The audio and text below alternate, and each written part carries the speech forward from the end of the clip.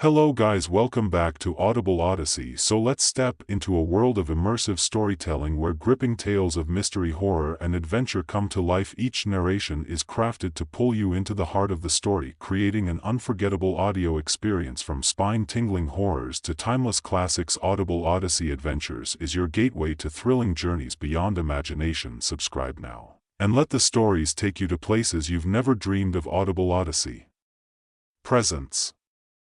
There was a church in the woods that my friends and I would go to. I suppose it's probably still there, though I haven't seen it in years. Over the course of our childhoods, the chapel's grounds were pretty much our own little hideout.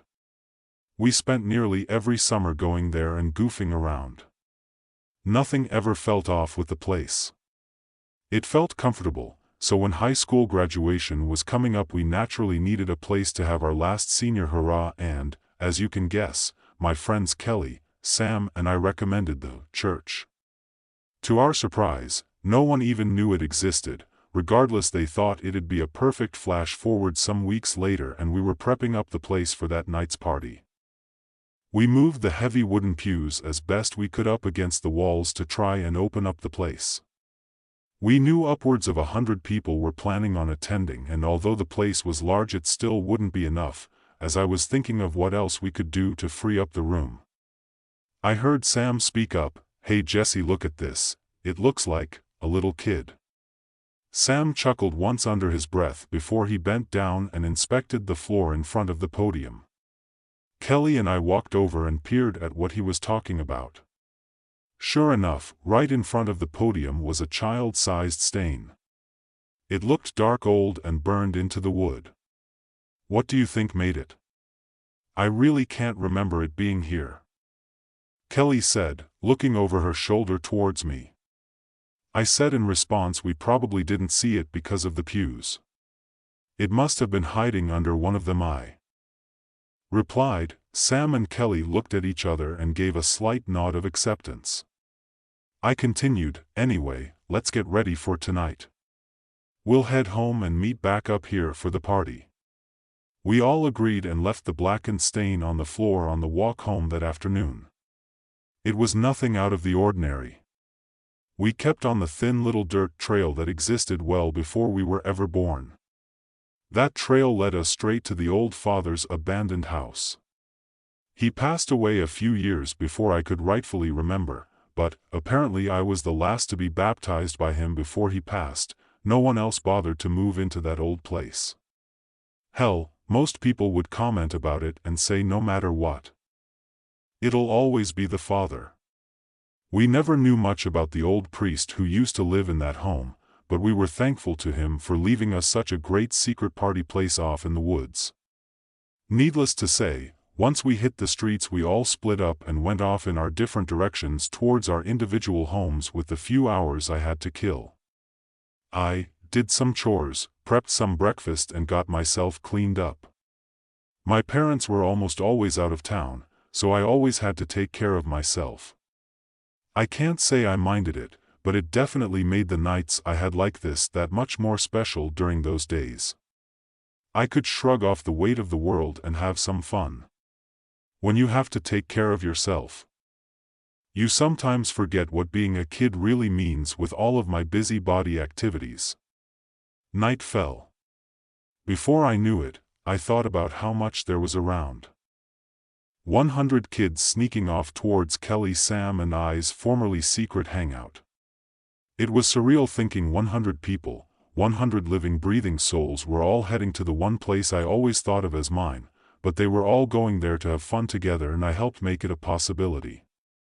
I did my best to wipe the grin off my face before I heard the doorbell ring. I raised an eyebrow and walked towards my door, opening it. I saw Kelly. Now there's something I have to say. When people explain getting some feelings is like a switch being flipped, on and off in their brains. It's true, Kelly and I have always been friends since we were children.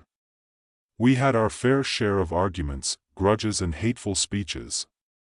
But for whatever reason, seeing her here under my porch light sent a reaction through me instantly.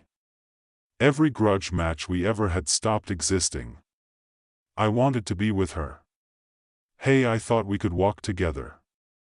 I figured the guys might try to be idiots and bother the smart ones walking alone.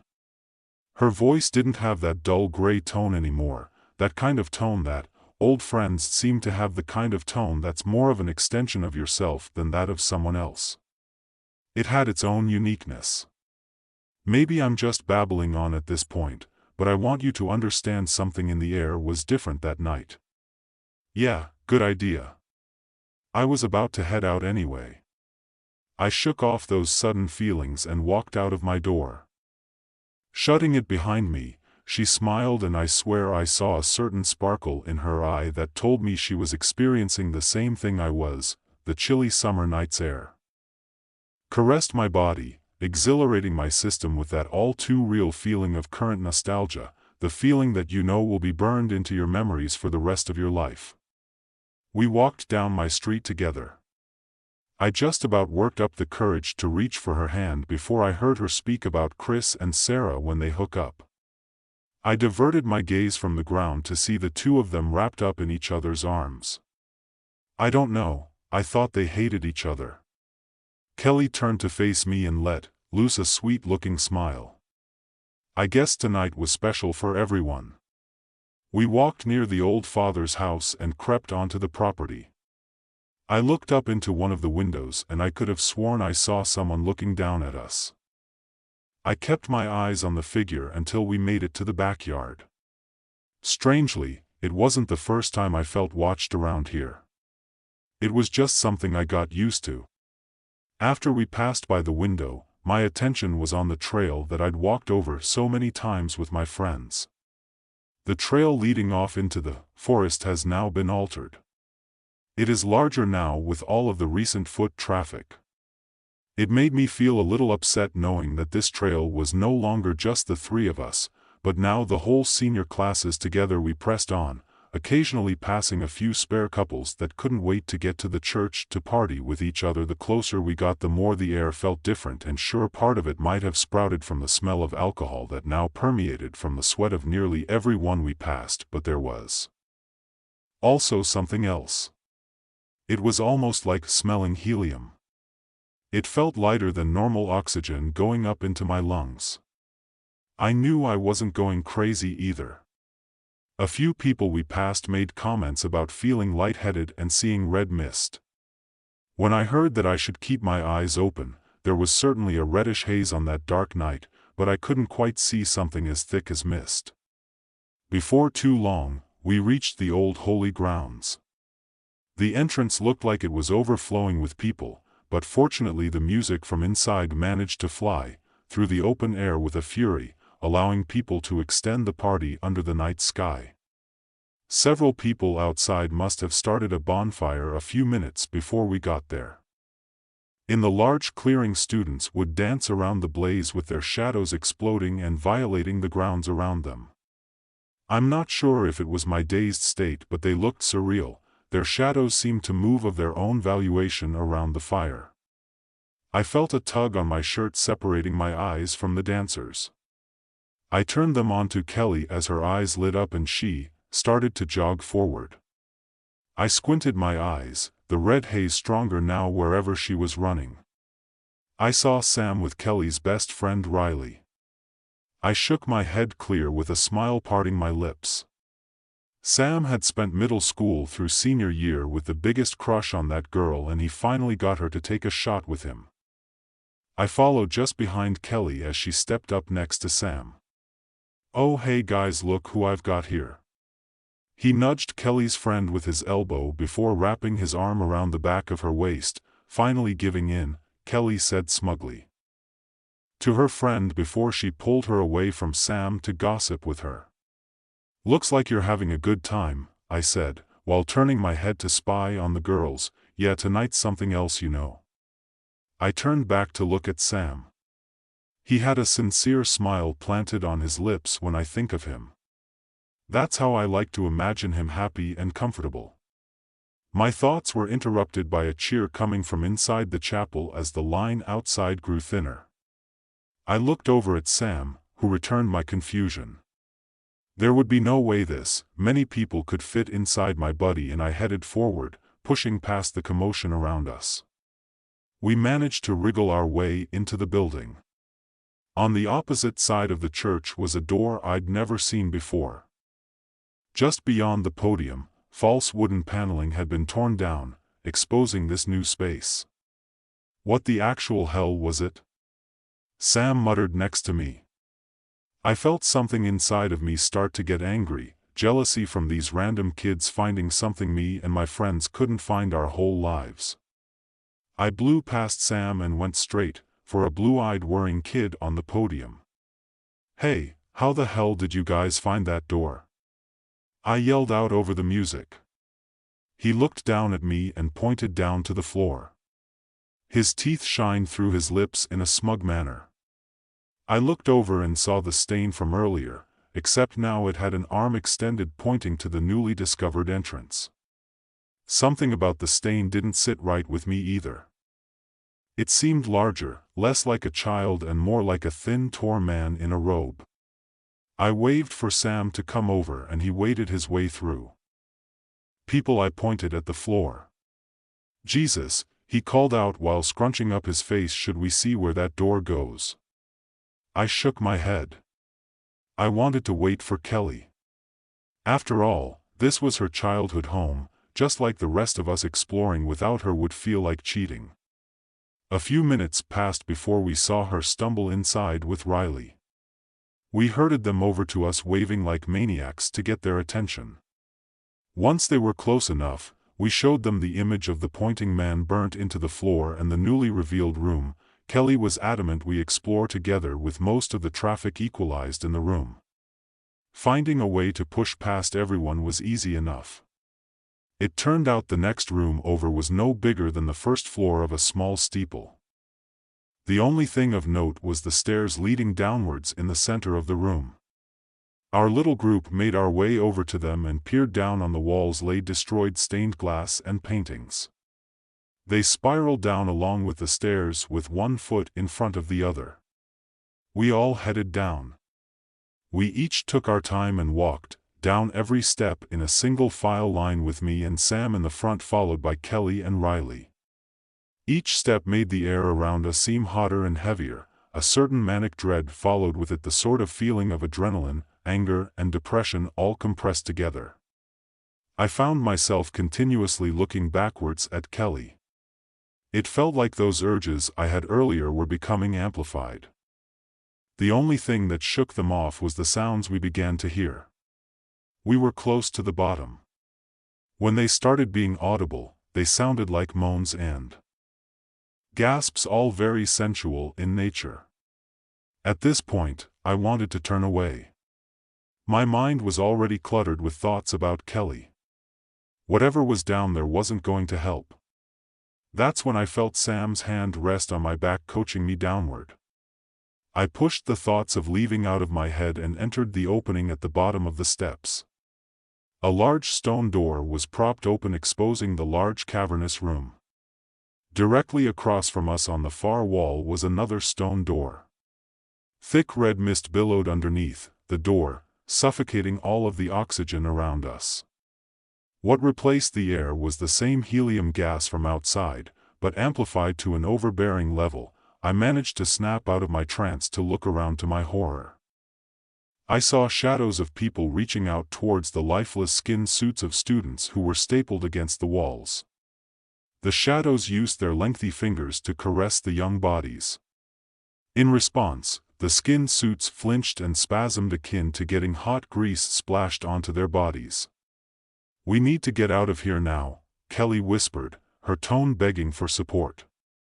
I heard laughing coming from Sam and Riley. I glanced towards them and froze, their mouths gaped open. Sam behind me and Riley behind Kelly, the black voids inside of their mouths revealed a second pair of teeth grinning behind the lifeless mouths of my friends. Several shadowy fingers ripped their way through the skin on their hands. Chunks of meat fell to the floor. Sam's eyes were glazed over in euphoria. I wanted to run, but with Sam directly behind me, I knew that was It was scarcely possible Kelly must have felt the same way, as we were both forced into the room that lay in our path. Sam reached his gangly arm upward, mouth still hanging against. He was pointing towards the door across from us. Kelly was shoved next to me and she yelled at Riley's touch against her back. My head turned away from her towards the door. When my eyes focused on the stone, I noticed another burn mark started to appear, the shadow of a tall thin man with an elongated head peering back towards me. His arms were out, stretched, towards the handle begging us to open it. My head became more than just a fog at this point. I could feel a sense of desire welling up inside of me. I wanted that door to be open. Somehow that door being open would give me some sort of pleasure beyond my imagination. We should open it. I tore my eyes away and looked at Kelly. She no longer looked like the girl under my porch light just hours ago. She no longer looked like my friend. Her right eye bulged slightly out of its socket. Her skin was stretched and pulled tight. I could see the indentation of a gnarled hand traveling underneath the skin on her arm, locking itself into place. I looked behind her to see one of those things, those voids of entities tearing and stuffing its way halfway inside her back. I felt a burning in my throat. I wanted to vomit, to give up, to cry and break down. But I kept going. I didn't give in. Jesse, remarkable, you're the only one here who can open up that door. We've waited so long for another to come down here. A voice rang out, echoing through the walls when my eyes turned back to the door. I expected to see the burns, but the burns were gone. Replacing them was the charred image brought to life, tall, lanky, impossibly good posture. All of this and more couldn't truly describe him. He looked like a man made of stretch party that was at its limits. His head maintained its unnatural proportions from the burn marks, its bottom jaw jutted out with a fury extending to his collarbone, while his cheeks sunk in around his eyes and mouth. His face was as thin as a skull's, yet brought a sense of authority and power I'd never experienced before. Before I knew it, I was standing before the door, my hand outstretched around the stone handle. I could feel tears stinging my face, the heat evaporating them before they fell to the floor. I was going to do it. I was going to open the door. I was going to do the first terrible thing I've ever done. Then I wasn't. I can't explain what came over me. It was a sense of strength I couldn't see. I envisioned that man in the old father's house, how he peered down at me as if he knew something about who I was, who I truly was. I dropped the handle of the door and turned around. The shadows paced back and forth in the room, panting with such a strong desire. I ran past them. They screamed and reached out, but none of them stopped, sated me. I kept running up the stairs and then past the party. I ran so far, but before I knew it, I was in the arms of a police officer. Someone apparently made a call to them. They told them that kids were getting kidnapped, like the same events that happened 30 years ago. I don't know what that meant, but I was happy I didn't have to fight alone anymore. I had help. They ended up clearing out the whole party. No one was missing.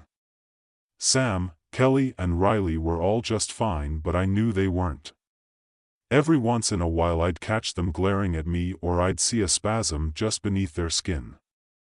That church became my nightmare. A few weeks later, I got a gift. It was sent to my college dorm room days away from that town, but I recognized the address. It was an old abandoned house. Inside was a simple Bible and a note: "I'm sorry I couldn't be there for you in person." It was signed by Father Joel. So guys, the video has ended now. If you like our stories and want to see more videos like this, please subscribe to Audible Odyssey channel and do all these things: like, comment, share, and subscribe. Enjoy horror and adventure stories like this. So just subscribe to Audible Odyssey. Bye bye.